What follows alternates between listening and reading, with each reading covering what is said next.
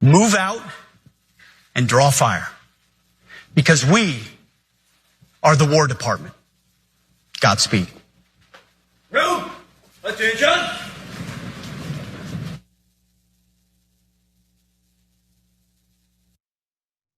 A couple of years ago, I wouldn't have gotten such a laugh out of that, but I've been made petty by the Times. And so when he ends his speech and he's like, "You did it, Pete, you did it. Look, you did it." And then there's silence. Silence. You could hear his heart break. And he looks down and then he walks off because he thinks it's gonna be like when Dwight did that big sales speech on The Office and everybody's freaking out about it. He thought it was gonna happen. No, dude, you're not cool. You're not awesome. They don't respect you at all. So that was a fun moment. He was expecting applause. He got absolutely nothing. I wonder how he made himself feel better later on that night. Pity the hotel bar. But anyway, the reactions from outside the room, I would say, have been even more negative than those inside, particularly from female veterans who I think at this point are sick of the years that he spent as a daytime talk show host, bad-mouthing them, implying that their service is no longer wanted or needed in the US military. And now as the least qualified Secretary of Defense in American history, he's doing it there too. They don't like that, okay? And so the BBC has been speaking with some of these female vets. One, Elisa Cardnell, who served in the US Navy for 11 years, said, "None of us have ever asked for special treatment. And boy, it must feel great after 11 years of service to your country to keep being told that not only have you ruined the military, not only have you made us a laughingstock, but you keep asking for extra free stuff. Oh, you just want it so easy," he says to someone who served longer and harder than he ever would. And no, I don't count sitting on the couch at Fox and Friends service. One former US Marine fighter pilot, Amy McGrath, said, "I am sick and tired of Pete Hegseth lying about women in the military and standards. There has always been one standard for those jobs. There is never a men's standard or a woman's standard for flying a jet."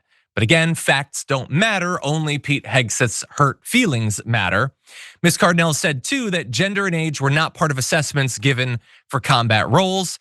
There are like base physical fitness standards for any member of the military, and those have been gradually changed over time, but not because of wokeness or DEI, but because the military is having an increasingly difficult job every single year getting people to sign up.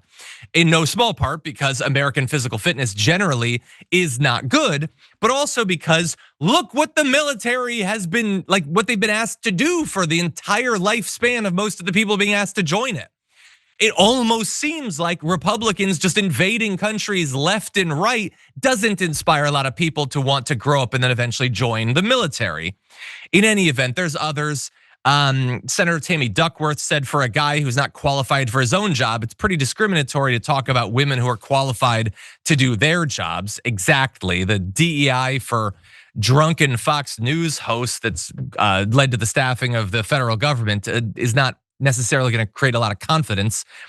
Some Republican, or some, I should say, some female veterans like Pete Hegseth, or at least they need to say that they do so that Trump won't tweet about them. One is Nancy Mace, who graduated from the Citadel, the military college. She posted on Twitter, "Our enemies don't fear diversity quotas, they fear American firepower." Of course, nobody was saying that they fear diversity quotas. I don't know what point that's supposed to be. Were you expecting applause too, Nancy Mace? Were you pulling a Pete Hegseth there? But interestingly, there's some on the right that think that she's a pretty bad messenger for that. Matt Walsh said Nancy Mace was literally a beneficiary of a DEI program. She graduated from the Citadel, one of the first women to do so. If the Republicans had had it their way, she literally would not legally have been allowed to go there. Thank God in the past, some people thought, wouldn't it be nice for women to be able to also serve their nation? And at that point, people like Pete Hegseth and Donald Trump weren't in charge, so Nancy Mace got that opportunity.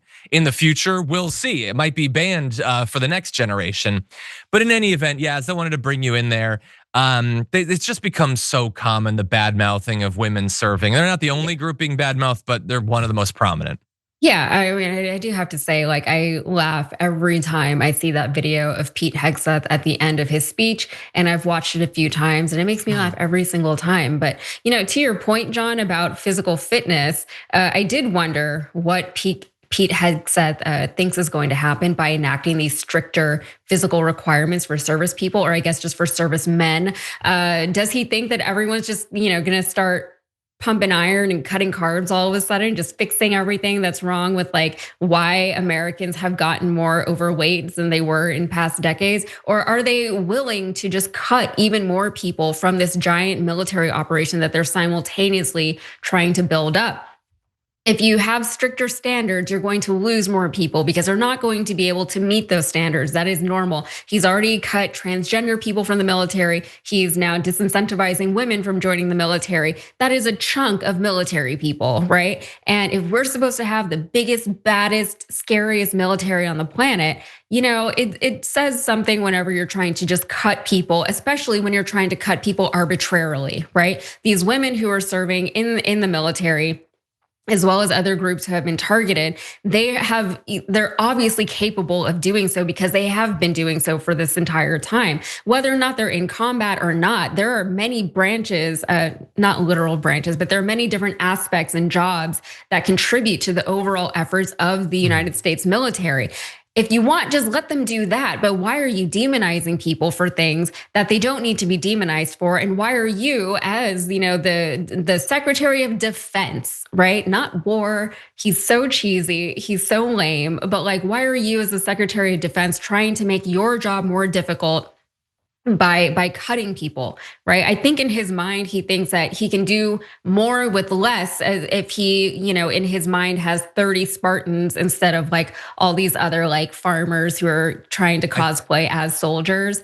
But I think you might be overthinking it, Yaz. I don't think he that's cares. the problem. Yeah, at it's just all. like they're just not thinking about anything, and it's hard because we want to make sense of things that make no sense. Like I feel like that's a natural reaction. It's like, okay, well, maybe he was thinking this, maybe blah, blah, blah. There is no sense to it, right? A lot of the things that he said made no sense, and that is what it is. They just make no sense. There is no foresight. There is no overall game plan here. He is just trying to assert himself as this big bad dude. He spent so much money, of military money, assembling all of these leaders, which is dangerous, first of all. We knew where and when all of our top level military leaders were going to be. They're all in one place. There's a reason why that hasn't happened before, because it was a dumb thing to do. It cost so much money. And now with the government shut down, the military is service members are going to lose their paychecks, right? As of this month or November 1st. So it's really just, it's so tone deaf, but these people, like, they're not hearing any of it. Yeah, I think he is a Fox News guy. And all they know is identity politics. And so that's what he's doing. Yeah. He doesn't, how is he going to help move the military in a more positive direction? He doesn't really understand it. That's not his world. His world is Fox News, okay, for the last 10 years or whatever. And meanwhile, he's like telling these generals they need to like resist the urge to eat a donut. Put down one drink without finishing it. Pete Hegseth, how about that? How about that? And meanwhile, he's bad mouthing like gay service members. Like their sexuality is so, there's just something wrong with it, okay? They can't serve. The next time a woman says no, maybe don't assault her. How about that? Maybe exercise a little bit of self-control and discipline as you're telling all of these people to do the same, Pete Hegseth.